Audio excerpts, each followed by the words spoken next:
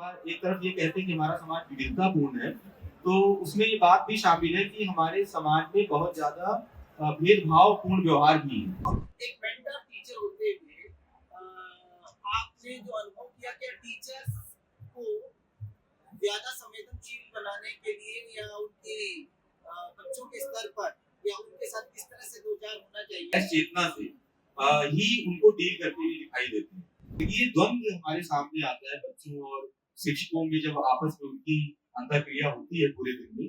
तो कई रूपों में हमारे सामने आता है। एक इसमें मैं निबंध पढ़ रहा था। एक बच्चा जिसकी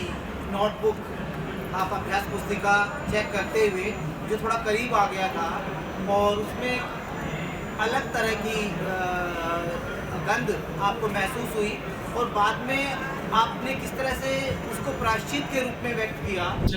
पर भारतीय परिवेश में कम किताबें मुझे दिखाई थी अपने आसपास, तो मैंने सोचा कि इसको जरूर लिखा जाना चाहिए। तो ये एक मकसद और कुछ ये भी लग रहा था कि हमारा जो भारतीय समाज है और हमारे आसपास का जो समाज है उसमें कुछ एक अलग ढंग की प्रवृत्ति भी है, उसका भी लेखांकन किया जाना चाहिए। तो मुझे अपने आसपास के बहुत सारे टीचर से भी इंटरेक्ट करने का मौका मिला। जब बच्चे जब अपनी समस्याएं बता रहे होते हैं एक शिक्षक के रूप में हमसे, तो वो क्या सोचते हैं मुद्दों पर। से इंटरेक्शन होता है, वास्ता पड़ता है और एक जीवन एक जागरूक और एक सतर्क और सचेत अध्यापक जब कक्षा में उपलब्ध होता है तो किस तरह के विचार, किस तरह की अनुभूतियाँ, किस तरह की प्रतिक्रियाएं सामने आती हैं और उनको कैसे वो एक निबंध की शक्ल में या एक तरह से कहें गद्य की शक्ल में किस तरह से व्यक्त करता है, वो बहुत ही स्वाभाविक है। तो मैं आलोक कुमार मिश्र जी से जानना चाहूँगा कि वैसे तो पुस्तक पढ़ते हुए हमें पता चल गया, लेकिन फिर भी ये रचना प्रक्रिया का क्या दबाव था जिसकी बदौलत ये निबंध या लेख या विचार पुस्तक की शक्ल में सामने आए। आलोक जी, शुक्रिया गुलाब जी। किताब की रचना प्रक्रिया के पीछे दबाव से ज़्यादा अगर मैं कहूँ तो एक अपने जीवन को या जिस जीवन में हम जी रहे हैं अपनी भूमिकाओं को निभाते हुए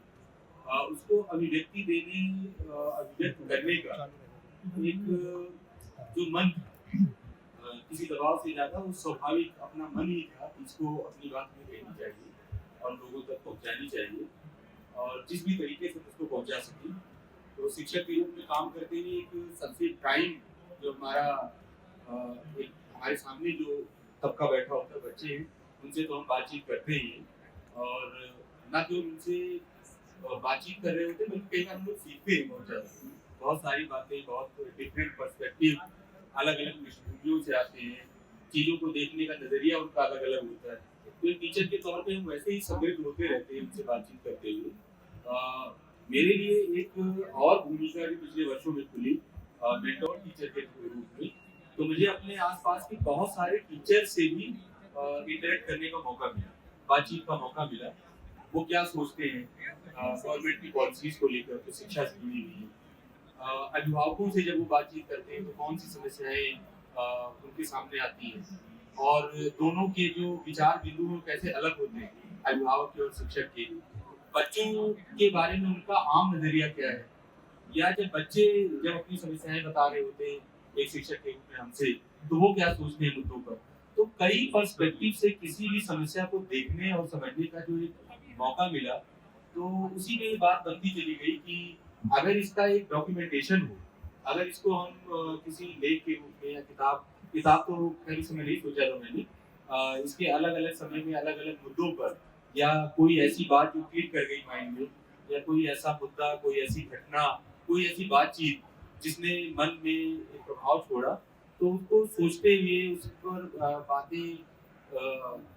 दिमाग में आई बहुत सारी। और क्योंकि हम लोग शिक्षा विषय के विद्यार्थी भी रहे, एमए एमफिल वगैरह में हमने बहुत सारे शिक्षाविदों को पढ़ा, तो ये समझ में आया कि जो किताबें मैं उनकी पढ़ता रहा उससे कुछ चीज़ें नो डाउट मुझे दिखाई दे रही थी उस लेंस से और कुछ ये भी लग रहा था कि हमारा जो भारतीय समाज है और हमारे आसपास का जो समाज है उसमें कुछ एक अलग ढंग की प्रवृत्ति भी है, उसका भी लेखांकन किया जाना चाहिए। तो शिक्षा जैसे विषय पर किताबें हैं बेशक, पर भारतीय परिवेश में कम किताबें मुझे दिखाई दी अपने आसपास, तो मैंने सोचा कि इसको जरूर लिखा जाना चाहिए। तो ये एक मकसद एक इसमें मैं निबंध पढ़ रहा था, एक बच्चा जिसकी नोटबुक आप अभ्यास पुस्तिका चेक करते हुए जो थोड़ा करीब आ गया था और उसमें अलग तरह की गंध आपको महसूस हुई और बाद में आपने किस तरह से उसको प्रायश्चित के रूप में व्यक्त किया, वो अनुभव निश्चित रूप से एक अध्यापक किस प्रकार से वर्गांतरित होता है कि क्लास होता है, उसकी दास्तान कहता है और अध्यापकों के लिए ये बहुत प्रेरक प्रसंग हो सकता है। इसके बारे में बताइए कि क्या सच में इस तरह की पृष्ठभूमि से भी बच्चे आते हैं जिनका जीवन बहुत ही मतलब अभाव में होता है और जिनको सुबह में नहाने और समय पर स्कूल पहुंचने का की जो स्थितियाँ काफी जोखिम भरी होती है, उसके बारे में बताइए। तो गुलाब जी, आप तो विद्यालय प्रमुख के तौर पे कार्यरत हैं, आप जानते ही हैं। हमारी सरकारी व्यवस्था में इस समय जो ज्यादातर बच्चे आते हैं पढ़ने, अमूमन ये 2080 के दशक के बाद एक तरह से इस्टेब्लिश हो चुका है भारत में कि आम पृष्ठभूमि से आने वाले बच्चों के लिए सरकारी विद्यालय, जहाँ पर पढ़ाई का जो खर्चा है वो ना के बराबर है या नहीं है, और जो मध्यवर्गीय समाज के लोग हैं या जहाँ पर आमदनी की कोई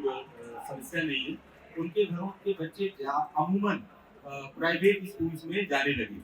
और इसके पीछे बहुत सारे कारक तो थे ही। एक कारक एक ये परसेप्शन भी था आम लोगों में कि सरकारी स्कूलों में पढ़ाई का जो स्तर है वो कम है और वहाँ पर अगर हम बच्चे भेजेंगे तो कम पढ़ पाएंगे, जबकि हम इस क्षेत्र में काम करने वाले लोग जानते हैं कि ऐसा कोई ना तो ऐसा कोई शोध अभी तक इस बात को लेकर बहुत बड़ी मात्रा में हमारे सामने आई है बात। तो एक मोटे तौर पे हमारी सरकारी व्यवस्था में जो आने वाले बच्चे हैं पढ़ने के लिए, इस समय स्थिति यही है। हालांकि ये दुखद पक्ष है, हमारे स्कूल्स में हर पृष्ठभूमि के बच्चे हैं और नो डाउट कि हमारी क्लासेस, हमारी कक्षाएं बहुत विविधतापूर्ण हैं, पर जहां तक आर्थिक पक्ष की बात है उसमें बहुत गरीब तबकों से, घरों से आने वाले बच्चे ही ज्यादा संख्या में है। और जो शिक्षकों का समूह है उसको अगर हम कभी ध्यान से देखें तो वो ज्यादातर मध्य वर्गीय पृष्ठभूमि से आने वाले हैं। तो ये वर्गीय द्वंद्व हमारे सामने आता है बच्चों और शिक्षकों में, जब आपस में उनकी अंतःक्रिया होती है पूरे दिन में, तो कई रूपों में हमारे सामने आता है। जैसे कक्षा में अक्सर हम टोकते हुए शिक्षकों को देखते हैं कि इस वाक्य को ऐसे ना बोलकर ऐसे बोलो, क्योंकि बच्चे अमूमन अपनी बोली वाली या जिस भी पृष्ठभूमि से उनका परिवार है, वो हो सकता है कि मानक हिंदी बोली जाने वाली क्षेत्रों से ना बिलोंग करके कहीं और से हो, अगर वो उसमें बोलते हैं तो उन्हें तुरंत टोका जाता है, या उसमें वो लिखते हैं तो उनके शायद नंबर भी कई बार कम आते हैं। तो उनकी भाषा को लेके जो बातचीत करते हैं, उनके जीवन जीने के तौर तरीके, चीजों को लेकर उनकी जो समझ है या अभिव्यक्ति का जो एक तरीका है, हो सकता है वो मानक तरीके में उसको हम कर्कश तरीका कहते हैं कुछ और। तो अमूमन शिक्षक अपनी मध्यवर्गीय पृष्ठभूमि से लैस चेतना से ही उनको डील करते हुए दिखाई देते हैं, जबकि एक आदर्श स्कूल या अच्छी कक्षा वो हो सकती है जहां पर उन बच्चों की पृष्ठभूमि को ध्यान में रखते हुए एक संवेदनशील तरीके से एम्पैथिकल वे में उनसे डील करें। और बेशक हमें एक उनको मानक भाषा ही सिखानी है, हमें उन्हें व्यवहार के कुछ सुनिश्चित अच्छे माने जाने वाले तौर तरीके भी बताने हैं, पर इसको बताते हुए हमें कहीं भी अवमानना की स्थिति में आना या उनकी पृष्ठभूमि का मजाक जिसमें शामिल हो या उनको नीचा दिखा दे हम। तो ये जो आपने इंसिडेंट बताया, बेशक मैं भी शिक्षक ही हूँ और कई बार हमारे अपनी पृष्ठभूमि, अपनी समझ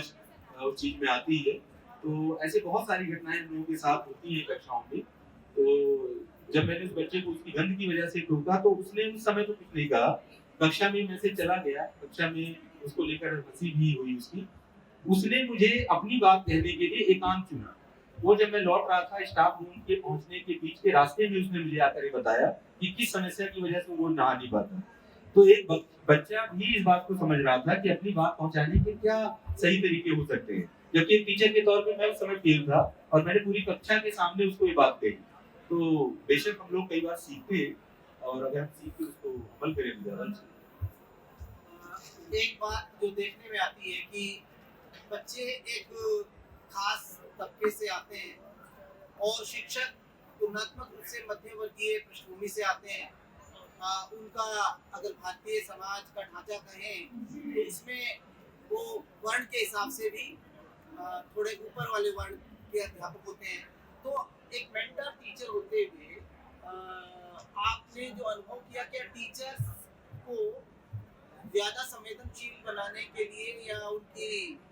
बच्चों के स्तर पर या उनके साथ किस तरह से दो चार होना चाहिए, किस तरह से उनको अपने वर्ग के दायरे से बाहर आकर क्लास होने की जरूरत होती है, इसको लेकर के सरकार की या कोई ऐसा पाठ्यक्रम या ऐसी कोई पहल है या आपने कोई ऐसा दखल दिया है मेंटर टीचर होने के नाते? जहाँ तक इस मामले में क्या किया जा रहा है शिक्षकों की चेतना को बढ़ाने के लिए या वो किस तरह से एक विविधतापूर्ण समाज से आने वाले बच्चों के साथ पेश आए, तो हमारे जो शिक्षाई दस्तावेज हैं मैं उन्हें इस मामले को बहुत बेहतर पाता हूँ कि उसमें तो बातें बहुत अच्छी खासकर जब हम NCF 2005 की बात करते हैं या राष्ट्रीय शिक्षा नीति 1986 और यहाँ तक कि अभी राष्ट्रीय शिक्षा नीति 2020 भी जो आई है उसमें कक्षाई वातावरण में यही अपेक्षा की जाती है शिक्षकों से कि वो विविधताओं का सम्मान करें और इस तरह से जो कि पेडागोजी है उसमें इस तरह की बातें शामिल हों। पर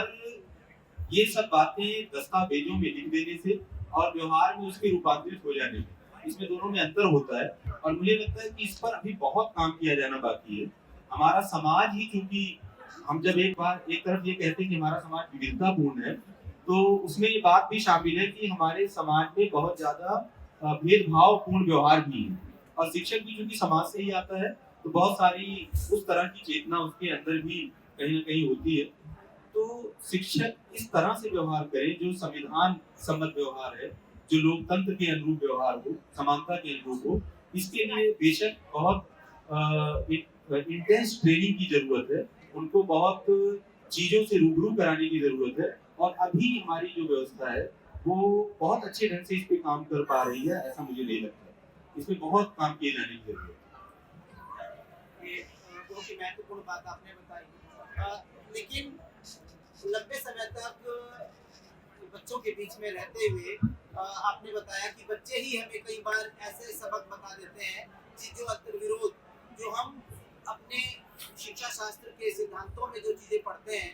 उनको बहुत ही सहज भाव से विद्यार्थी हमें उसका एहसास करा देते हैं और हम केवल जो सीखे हुए सिद्धांत हैं उनको केवल अपने उत्तर लिखने या अपना रिसर्च पेपर लिखने में घर में उसको खर्च करते हैं, इस्तेमाल करते हैं। बच्चे उसका सहज भाव से उस चीज़ का एहसास हमें करा जाते हैं। इसके बहुत सारे उदाहरण आपकी इस पुस्तक में देखने को मिलते हैं। जेंडर को लेकर के इसमें आप है, वो जेंडर वाली जो बात है वो तो ना केवल शिक्षकों में होती बल्कि तो बहुत सारे विद्यार्थियों में भी नहीं होती, पेरेंट्स में भी नहीं होती। इस समस्या को जो कि बहुत ही छोटा तबका होता है लेकिन होता है, उसकी समस्या को लेकर के भी आपने उससे संबोधित हुए आप, वो एक क्या अनुभव था और उसको कैसे डील किया जाना चाहिए आज के शिक्षा के तंत्र में? तो गुलाब जी, आप तो जानते ही हैं कि जेंडर का एक जो द्वैत विभाजन मोटे तौर पे मान लिया गया है स्त्री पुरुष वाला, तो लड़के लड़कियों के बीच का एक मसला जो जेंडर से जुड़ा हुआ मसला है, उससे तो हमारे स्कूल हमारी कक्षाएं रूबरू होती ही हैं। पर एक शिक्षक के तौर पे हम जब सालों साल पढ़ा रहे होते हैं तो हमें ये महसूस बार बार होता है कि इन दो जेंडर की कैटेगरी से बियॉन्ड भी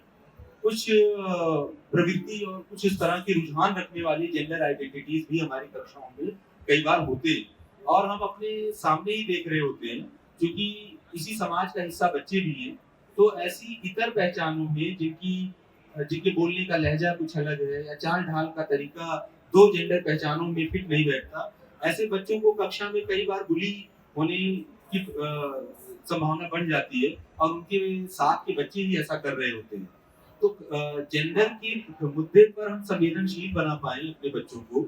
और उस तरीके से वो व्यवहार करें, इसके लिए बहुत बड़ी तैयारी की जरूरत है। एक बहुत अच्छी बात जो नई शिक्षा नीति में मुझे दिखाई दी इसमें साफ तौर पे पहली बार ट्रांसजेंडर समुदायों की बात की गई, जो इस शिक्षा नीति, हालांकि शिक्षा नीति की बहुत सारी बातों की आलोचना मैंने स्वयं की है और इस पुस्तक में भी है, पर कुछ पक्ष जो मुझे अच्छे लगे उसमें ये था कि इन्होंने ट्रांसजेंडर समुदायों को लेकर भी अपना एक नजरिया व्यक्त किया इसमें। और हमारी कक्षाओं में बेशक खासकर बड़ी कक्षाएं जो 8वीं 9वीं के बाद जहाँ पर जेंडर रुझान स्पष्ट होने लगते हैं, उन कक्षाओं में ऐसे कुछ बच्चे हमें दिखते हैं और जिनको मानसिक तौर से कई बार परेशानी का सामना करना पड़ता है। तो पहला कदम हमारे शिक्षक ही, अभी बहुत सारे शिक्षक इस बात को लेकर तैयार नहीं है कि ऐसे रुझान वाले बच्चों के साथ कैसे पेश आए। तो उनकी ट्रेनिंग पर काम करना, उनको जागरूक करना, उनके लिए उनके रुझान को बदल पाना, और फिर इसके बाद बच्चे जो हमारी कक्षाओं में हैं, साधारण बच्चे चाहे लड़के लड़कियां या कोई भी जेंडर पहचान है, उनको भी इस पर संवेदनशील बनाना कि जेंडर की जो आइडेंटिटी है या मैं किस तरीके से खुद को अभिव्यक्त करता हूँ, ये मेरा अपना एक व्यक्तिगत दायरा है और उसका सम्मान किया जाना चाहिए।